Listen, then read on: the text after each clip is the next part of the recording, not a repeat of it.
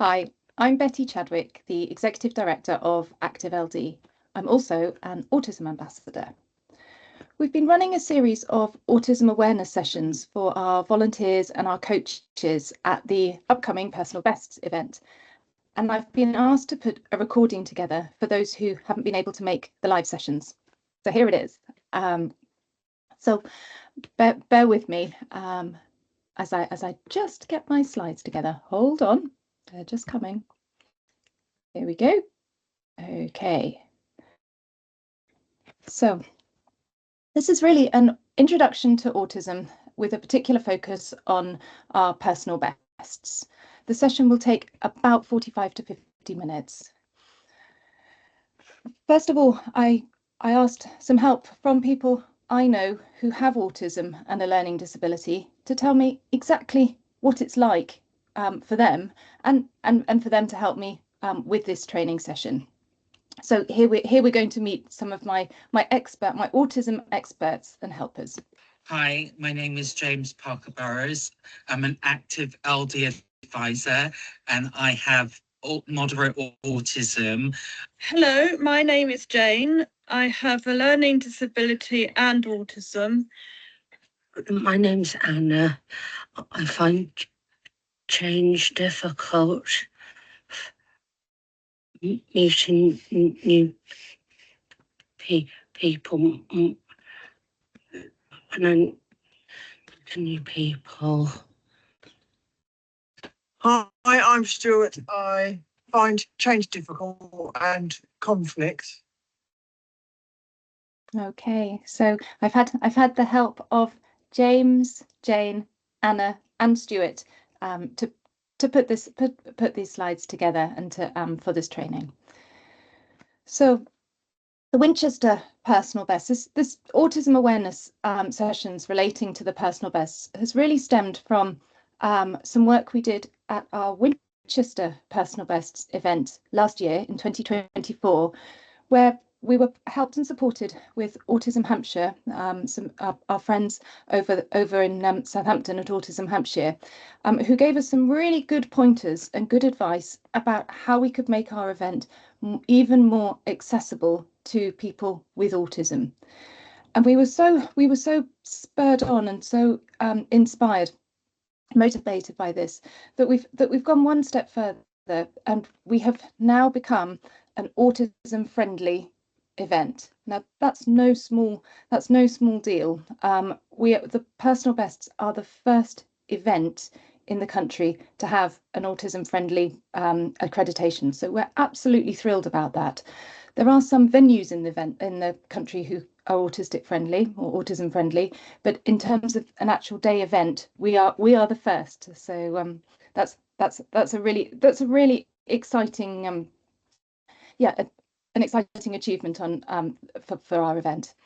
So first of all, what is autism? And I think there is some confusion within the population about what we mean when we're talking about autism. Do we mean we're talking about a learning disability, a developmental condition, or a mental health condition? And I think the reason why there's some confusion is that there is quite a lot of overlap.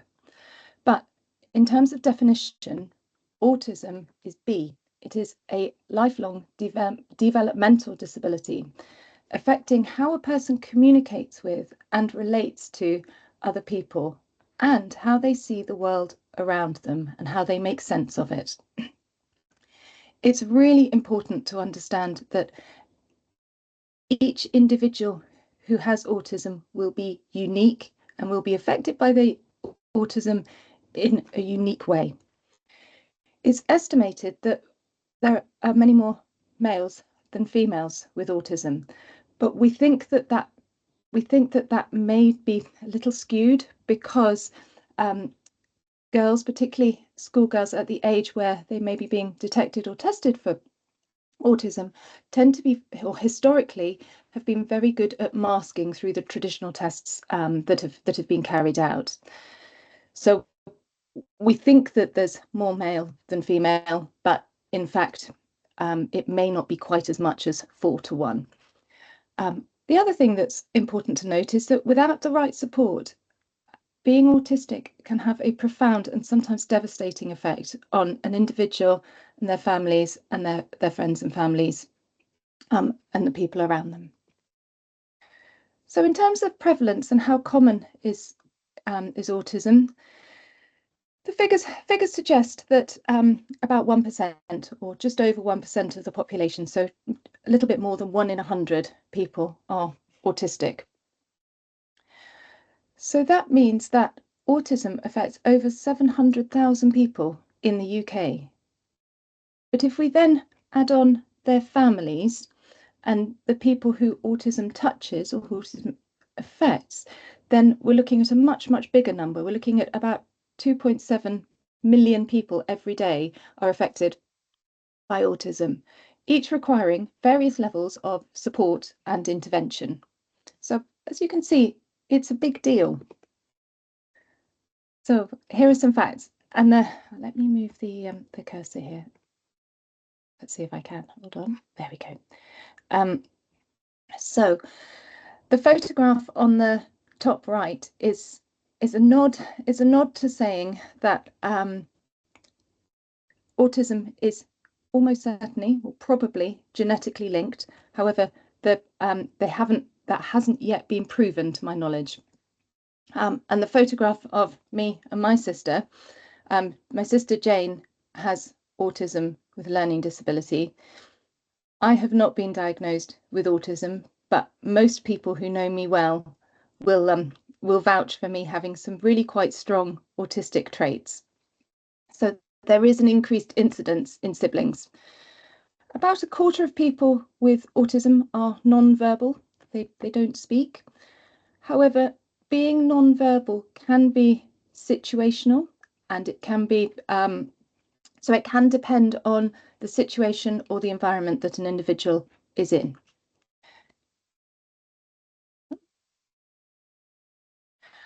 About 30% of people with a learning disability have autism. So about a third of the people, almost a third of the people who come to our personal best events are likely to have autism. If we look at it a different way, if we look at it within the autistic population, then the figure is a little different. So almost half, somewhere between 44 and 52% of autistic people may also have a learning disability. So I think both those figures show us that autism and learning disability are quite strongly connected. Well, certainly there's quite a bit of overlap, and it's common to have both. And without understanding, autistic people and their families are at risk of being isolated and a particular risk of developing mental health problems.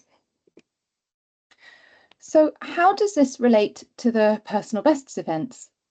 So I've got my figures for our Winchester event, and we can also consider it for our Chichester event, which is very much smaller because this is our first year in 2025. But if we look at the Winchester event, where we expect to have 200 participants. So if we have 200 participants, we should expect 65 to 70 of those participants to be autistic. At Winchester, we have 70 volunteers, so we should expect at least one of those to be autistic. It's likely that there will be more than one volunteer who has autism, because the event itself attracts more neurodivergent volunteers, because it's a cause that is particularly relatable to them. We also have at the Winchester event, our big event, we have 100 support staff, so we should expect at least 2 of them to just based on the stats alone, we should expect at least 2 of them to be autistic. So I think this just builds us a bit of a picture that actually we've got a significant number of individuals who attend our event, whether it's our event for 200 people in Winchester now, or whether it's our small starting size event at Chichester, which is for 50 people, where we would expect probably around 20 to 25 individuals to be autistic. You can see that there's a real need for us to be able to relate to and understand some of the challenges that they might be confronting on the day. So I'm afraid a few more facts for those of you that enjoy facts. About 40% of people diagnosed with autism have symptoms of at least one anxiety disorder at any time. So that is more than double the prevalence of anxiety disorder in the general population. So autistic people are very prone to developing and exhibiting signs of anxiety. Almost 8 in 10 autistic adults experience a mental health problem during their lifetime. I was really struck by that figure. 8 in 10 people, that's 80%. I found that really significant. So if we talk a little bit about anxiety, and of course for people who have first-hand experience of anxiety, they will know this already, but for those who don't have first-hand experience of anxiety, anxiety is a feeling of, or an anxiety disorder, should I say. Anxiety is a normal feeling of fear, dread, and uneasiness. It can be normal and temporary reaction to stress, whatever that stress factor might be. But for people with an anxiety disorder, the fear is not temporary, it's not proportional to the stress factor, and it can be overwhelming. People who suffer with anxiety disorders might describe an intense and excessive, maybe persistent worry and fear about everyday situations. And these feelings of fear and anxiety can lead to panic and can interfere with daily activities. They're really difficult to control, and they're often out of proportion to the actual danger that they're focused on, and they can last a long time. If you couple that with the difficulty of understanding the world around you through having autism, and a difficulty in processing and an intellectual impairment, as you have with a learning disability, you can see how anxiety disorders can lead some individuals who have learning disability and autism into a real pickle. It's a big deal. So looking at other coexisting conditions, we've touched on a couple so far, but looking at the other coexisting conditions that people with autism may also have, autism and ADHD are quite commonly linked. Anxiety, as mentioned. Dyslexia is overrepresented in autistic people. Dyspraxia. Dyspraxia is, it links a little bit to a sort of an awareness of space, balance, coordination. So some autistic people may appear to be quite clumsy and quite slow to react. That might well be due to dyspraxia. Epilepsy, and people with both autism and learning disabilities are overrepresented or particularly prone to epilepsy. And seizures is something that we do sometimes see within our participants. But don't worry, we have plans. We have plans at hand to help manage that, and it's just something for you to be aware of. Gastrointestinal issues, so digestive upsets, digestive problems, insomnia, difficulty in sleeping, which would lead you to be tired, might lead you to trigger anxiety and unmask an anxiety disorder as well. Insomnia and lack of sleep and tiredness is a real depressant. Also, intellectual disability. So people with autism are significantly more likely to be learning disabled than people without autism. The last little one, or the last one with a little tiny bar at the end, is Savant syndrome.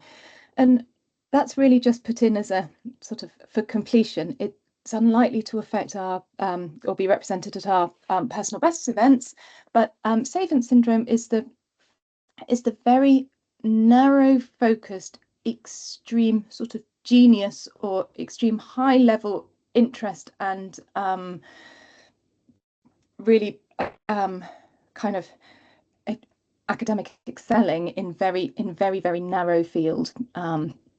So I thought that was very interesting, that the sort of real pioneers and real geniuses are twice as likely to have autism or to have had autism.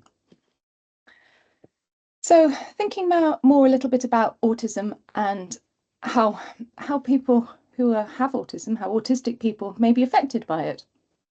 And we think of it really as being broken down into 4 main parts. So we have difficulties with communication, difficulties with social interaction, difficulties sensory, and thinking or processing.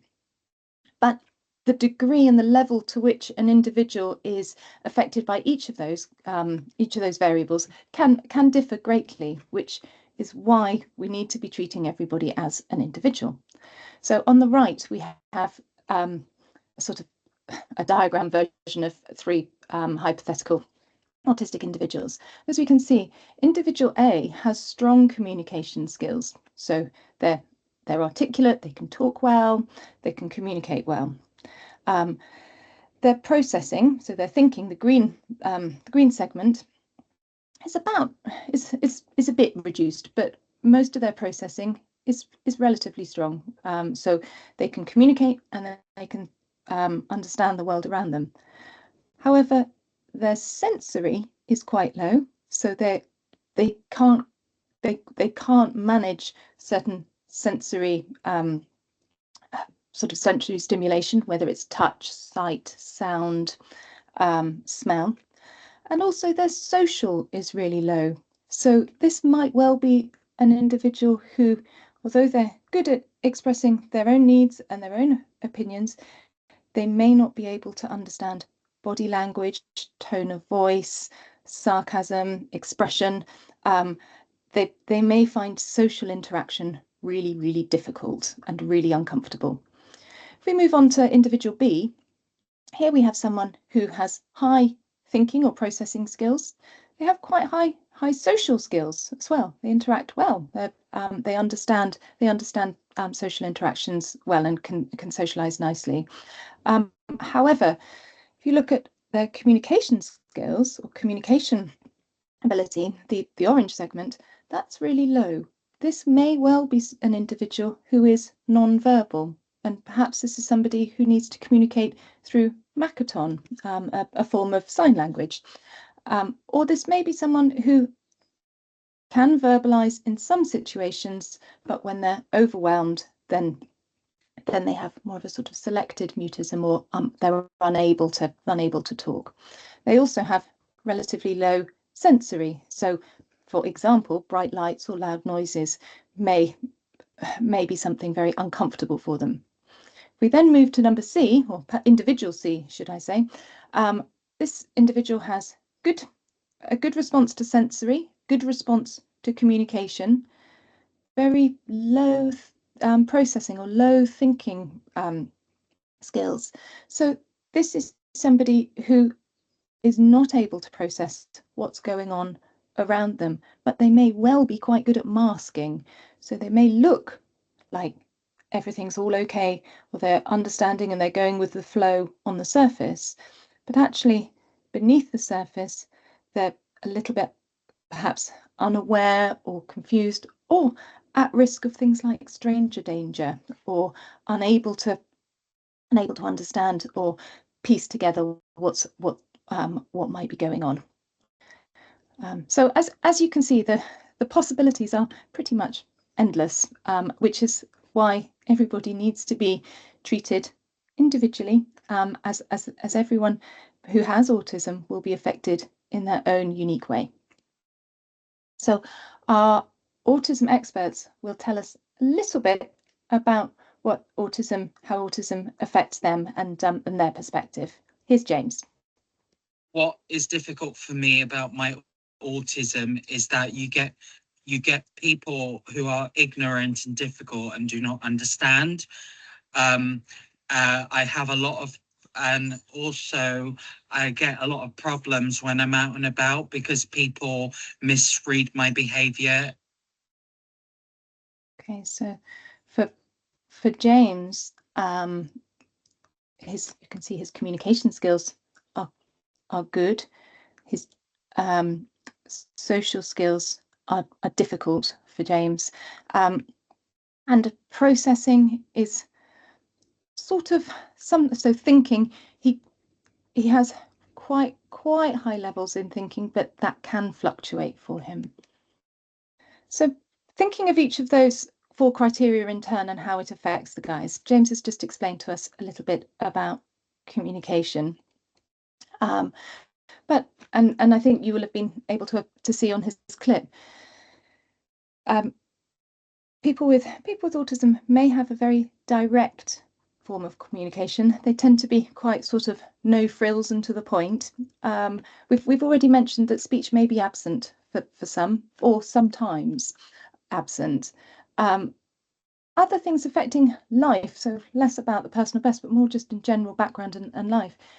People who have autism may find talking on the telephone really difficult. They're also just for us to be thinking about other forms of communication that might be easier for autistic individuals.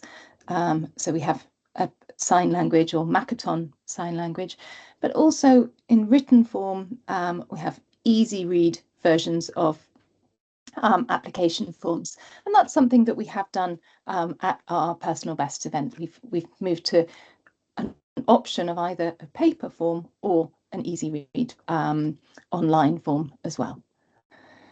So language differences, I think it's really important to use really clear and specific language, and sometimes that feels almost uncomfortably direct for a neurotypical person to be talking in kind of short, direct sentences. Avoid metaphors and sarcasm. So when I recently met up with James, he was explaining to me that one of the things that he finds, there are a couple of phrases he finds completely bonkers. The first one is, "It's raining cats and dogs." He just can't, he thinks that's just, and he's right, it is a completely bonkers saying. But every time he hears it, he finds it very hard to translate that one. The other phrase that he was explaining to me about, which he thought was absolutely disgusting, and he couldn't believe that people say this because it's so horrible, is describing somebody who's found something funny as laughing their head off. And for James, if someone's head fell off, that would be really horrible, and it would mean they died. And he couldn't understand why laughing your head off would be a funny thing, or explaining something funny. So those are just a little bit of examples of how certain phrases can be really hard for our autistic friends to learn and to understand. Visual supports can really help back up what you say, and so that's something again that we've worked on with the personal best, and we've got a set of communication cards that we're going to be using at each of our countries. So each of our teams will be given a pack with some activity sort of communication cards if needed. People with autism might need a little bit longer to process information, and we do see that sometimes with participants at the personal bests, that you might say, a coach or a volunteer might give an instruction to a participant and nothing happens.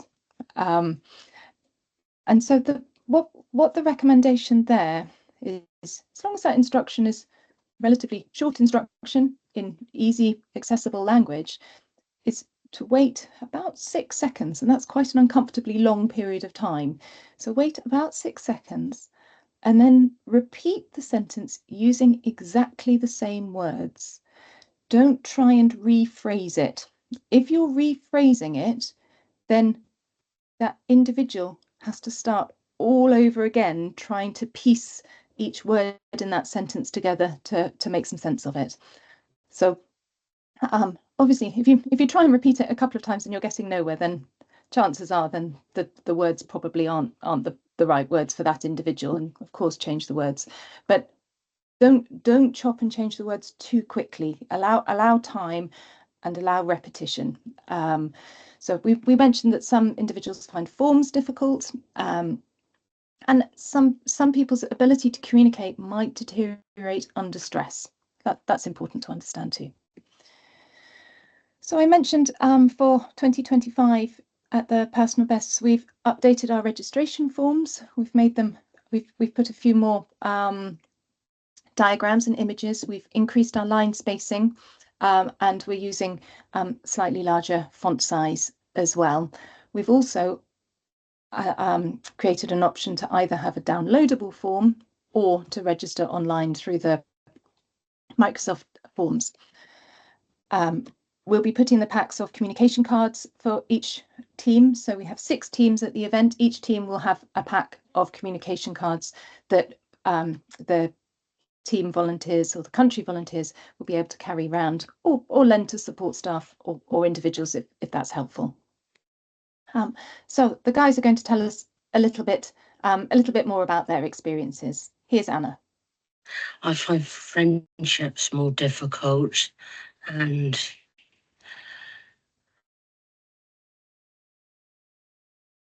understanding and communicating. I find filling out forms very difficult as I'm tempted to give out too much information. So I need help with family and friends to do that. I find it difficult to say no, and that sometimes gets me into trouble. Okay, so first hand, finding forms difficult and communication, social skills and friendships. So moving on to social skills, something that is reported in how we perceive autistic people is that they can look aloof, or they may seem withdrawn or remote from their surroundings. They might look like they're absorbed in their own world. Now, I don't have a photograph of any of the Personal Best participants looking aloof, because I don't think that's really what we would want to be photographing, and I don't think that's something that they would want us to be taking pictures of either. But I do have a photograph of Winnie the Pooh and Tigger. Hold on, let me just move the cursor again. Hold on, if it will. Oh dear, hold on. No, can't get it. Oh, sorry. I'm afraid that's going to have to stay there. Sorry, I thought I could move the little box there. Anyhow, so Winnie the Pooh and Tigger looking a little bit aloof, but I think that was because they were exhausted. Because the mascots have quite a key role in our day, and it's quite a fun but demanding part of the volunteer role there. Back to social. Individuals might look passive, or they might seem passive. They might also ask inappropriate questions, and so sometimes their kind of boundaries or social cues are absent or not quite kicking in. So they might ask slightly inappropriately personal questions. That's unlikely to be coming from a sinister place. It's much more likely just to be from a point of interest and what we might just think of as being a bit of a lack of filter. So some people with autism will find group work difficult and stressful. Bear that in mind at the Personal Best, where everybody is thrown into groups. Some find it difficult to take part in social activities, and some find it difficult to make friends. And I think Anna was explaining the challenges she has around friendships. So if we then move on to processing or thinking, and the challenges that some autistic people will have with thinking. People with autism tend to, or they may like, repetitive activities, whether they're simple or complex routines, and they can find change really difficult. So for us at the Personal Bests, well, any change of plan is something that we need to work really hard, and from our organising point of view, we need to work hard to help set individuals' expectations, particularly those our Winchester event, who are return participants that come year after year, they know what to expect and they want to expect what they know. Autistic people may have difficulty understanding that other people see things from a different point of view, so lacking empathy, and they may have a very literal interpretation of both written and verbal instructions.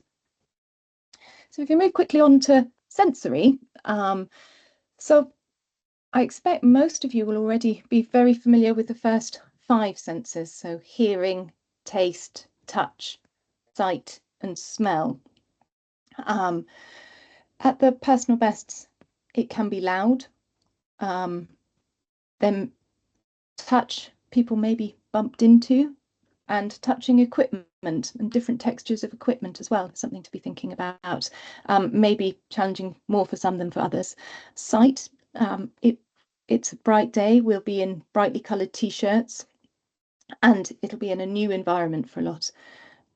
Smell, I'm afraid it's sort of a no-brainer that a day of sport with a whole group of people, especially adult people, it gets a little bit smelly towards the end. So there will be some individuals who are a little bit more sweaty and possibly a little bit more smelly. But that's never normally particularly overwhelming. Taste is less likely to be a problem because participants are asked to bring a packed lunch with them. So the taste will be foods that are familiar to them. But the last 3 I think are really interesting, and they're a little bit less obvious. So proprioception, which is that ability to know where your body and your limbs are in space. So it's knowing where your hand is without thinking about it. It's almost a instinctive reaction. Might be an instinctive reaction to things like someone who plays the piano very well. That's proprioception. Somebody who can touch type, catching a ball. There's obviously coordination involved, but some of it will be a little bit more also proprioception. So some of the guys will find proprioception difficult. Vestibular, so that's talking about balance and movement. If an individual has a lack of balance, then they will appear quite clumsy, and they will find movement difficult, or movement change of direction they might find difficult, or hopping or skipping, those sorts of things may be more difficult for some than for others. And the last one, interoception, which I think is probably the most interesting out of this list, is the understanding what's going on inside your body. And this is something that it would be really easy for us to overlook at the personal best. And I just want us to be quite, to just keep this in mind. Interoception is listening to the signals that your body is giving you. So, for example, listening to your body when you're hungry, listening to your body when you need the toilet, listening to your body when you're thirsty, or perhaps if you have a headache or a tummy ache. Now, for somebody who is affected with interoception when they are autistic, if they have low interoception, they don't have a good messaging system from their body to their brain to tell them when they're getting hungry, when they're getting thirsty, when they're needing the toilet. So they might only pick up that message once it's a little bit further down the line. So once they're really, really hungry and a bit hangry, and I think that's one of my autistic traits for sure. They might only pick up that message from their body perhaps when they're absolutely bursting for the toilet, rather than when they kind of needed it but could wait for half an hour. So for some individuals, and their carers and their supporters will know this because they will know them well. But for some, when they give an indication that they have a need, that may be something that needs to be addressed straight away, rather than, that's okay, we've got lunch in half an hour. You know, it may be that they just need to break off and have a snack. That's completely fine. So I thought that was really interesting, and for me that made quite a lot of sense with the people that I know quite well. So the photograph there is just to remind me to relate the senses to the personal bests. and there's a lot going on. It's a really joyous and happy day with quite a buzz. Here's Jane, who'll tell us a little bit about how she's affected by sensory things. I find discos and places like that very noisy and distracting because there's too many people enjoying themselves. I prefer to be in smaller groups. I find bright light difficult, especially when there's too much of it. I'm not very good with loud noise either. So I'd like to hear myself think, and I concentrate better in smaller groups.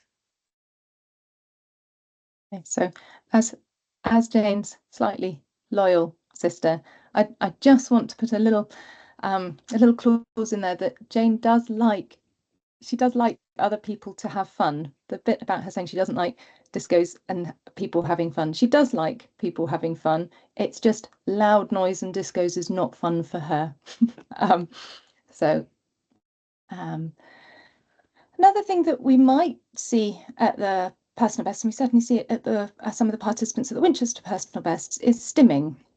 So stimming is a self-regulatory or self-stimulatory behaviour, and it's used to describe repetitive actions or sounds or movements that help to regulate the senses and self-soothe. It can involve various forms of sensory input. So you might see somebody hand flapping or rocking or humming or engaging with an object like a fidget toy in a repetitive way. It is not necessarily a sign of distress. It's a sign of self-soothing or an attempt to regulate. And it is a natural behaviour that can be helpful to autistic individuals to help them cope with their unique sensory experiences and emotional challenges. So stimming is a response to something in the environment. So it's a response to either an emotional or sensory challenge, and it is a response as an attempt to self-soothe.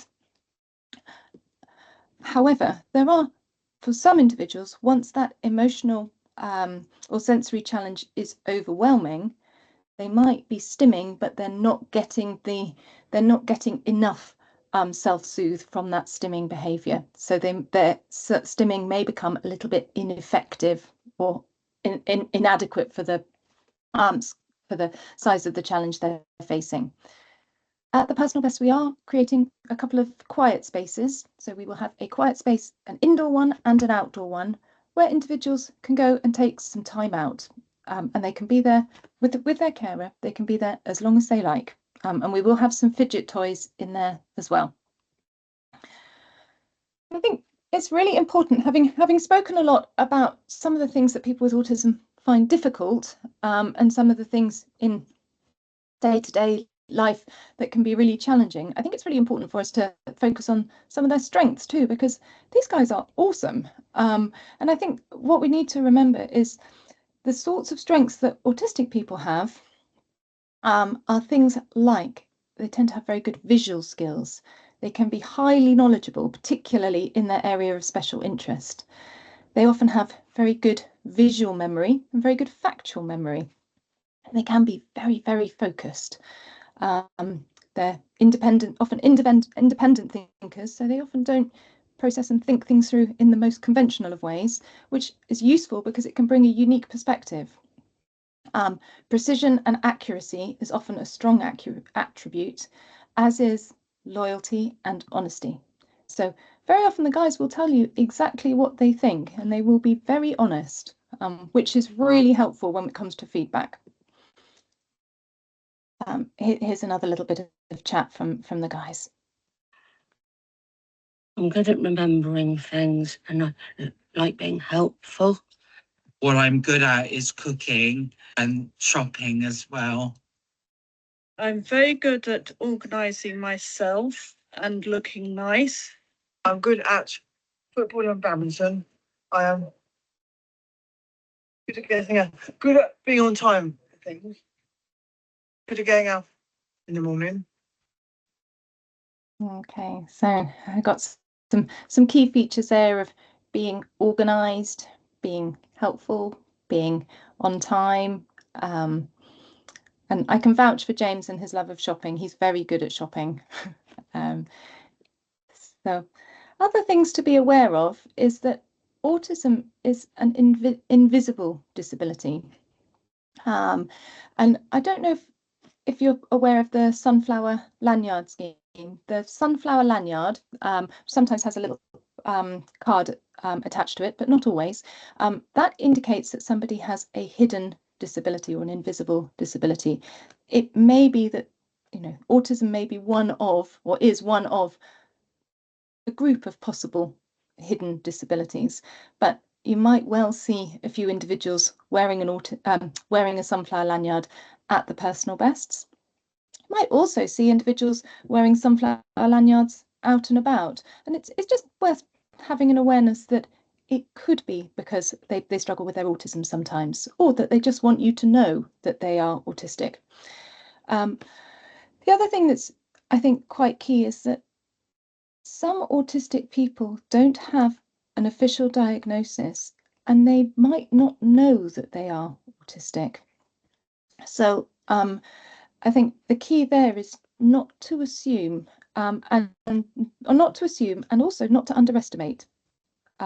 So take everybody at surface value, sort of as you see them, and ask. Asking is fine. So James will tell us some top tips and his advice. Hold on, here we go. Top tip for helping people with autism is have manners and don't just assume that we need to be helped. Ask us and be polite about it. Thank you. Okay, cool. So sorry, going back to James's comment, the ask and be polite about it. Manners is really important to quite a lot of the guys. And manners things like introducing yourself, telling them that you're asking them politely. So I'd like to ask you politely to do X, Y, or Z. That can be really helpful, because if they can't pick it up in the tone of your voice and in your body language, they are only processing the words that you're saying. And so if you help them with the context and help them by explaining that you're making a polite request or you're kindly doing something, that tends to land much more comfortably for quite a lot of the guys. Also, politeness extends to introductions and saying hello and saying goodbye. Those are meet and greet and exit is quite important for quite a few of the people I know who have a learning disability and autism. We mentioned a little bit about difficulties with reaction to change and a change of plan. We experienced this firsthand last year at the Winchester Personal Bests, where within 24 hours we needed to move our event. 24 hours before the event, we needed to move it from half inside and half outside into a 100% inside event. And something I think we missed at that, because we were all systems go and really working quite hard to move everything inside. I think we should have had more focus on telling and warning our participants what to expect before they arrived. We should have sent something out to let them know that we would be inside and that it would be okay. However, the guys were absolutely remarkable about how they adapted to that. So change and uncertainty can be really uncomfortable. Autistic people can have a high dependence on order and predictability. And so what they need is patience and support through change.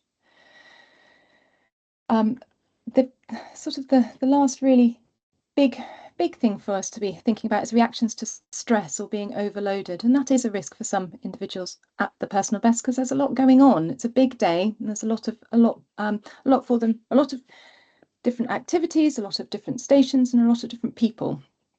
So for some individuals, their reaction to stress the same as neurotypical people. When we're stressed, we get agitated, might get increased anxiety. They might get more obsessed with their special interests. They might shut down and reduce communication or no communication. Might see more stimming, but stimming that is not having the desired effect. It's not enough to be calming them down. Or they can, when they're stressed, it can generate anger or fear. So again, the same with somebody who is neurotypical, or for an autistic person, it's the same as for a non-autistic person. If somebody is angry, you can't reason with the unreasonable. It just doesn't work. So don't try and confront somebody who is really angry. They need to be taken away from the situation. They need an opportunity to calm down. They need an opportunity just to chill.